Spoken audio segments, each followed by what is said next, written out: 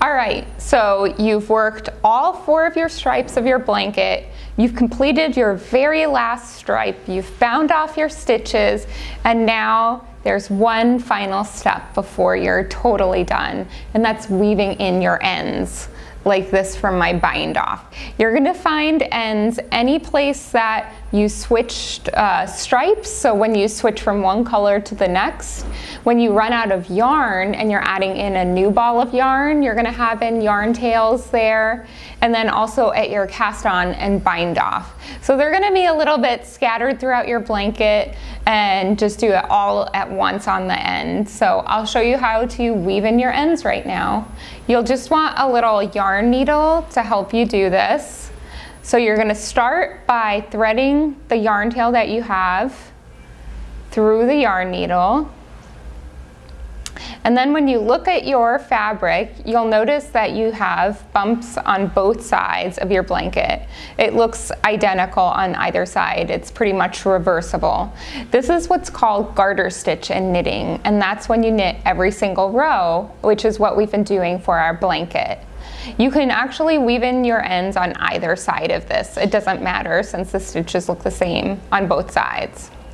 When you look at your fabric, you'll notice there's those garter ridges that we've been talking about throughout the video class.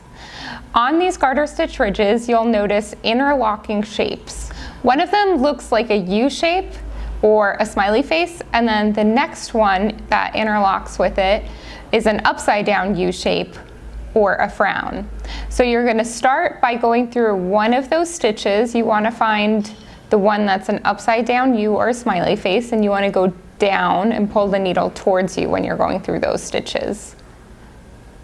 Then you're going to go through that next stitch right above it, and that's going to be the upside down U shape, and you want to go through it and then pull your yarn needle away from you.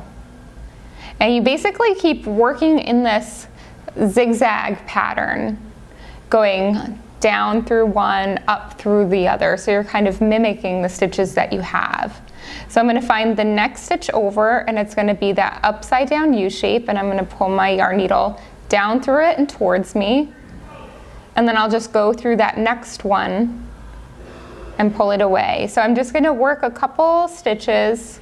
You want to get at least an inch or two working your stitches on one row. And then after you've worked a little bit away from where you started from, it's time to go down through the next garter stitch ridge. And that just helps ensure that all your yarn tails are going to be nice and secured in there. You kind of want to make it really hard for your yarn tail to get out. So by going through that one ridge and then going below, kind of again in another zigzag manner, it's going to get your yarn tail really nice and secured into your knitting, and it's going to make it really hard for that yarn tail to unravel. So I've worked a few stitches across my first garter stitch row, weaving it in. I'm just going to find a stitch on my garter stitch ridge below it and go through that.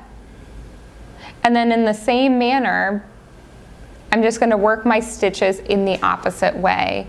So I work towards the right, and now I'm going to go down a garter stitch ridge and work towards the left. So I just went down towards me, so now I'm going to go through that next stitch, an upside down U, and pull it away from me.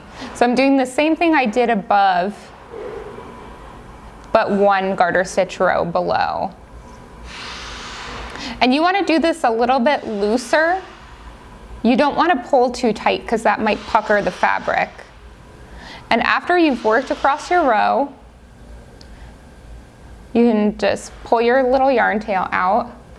So after you've woven it in, you just want to stretch your knitting horizontally and vertically, and that's going to help ease your yarn tail in through all your stitches at a nice even tension. That way, if you've worked it in a little bit tightly, it just goes back and fits with the tension of the knitting that you have.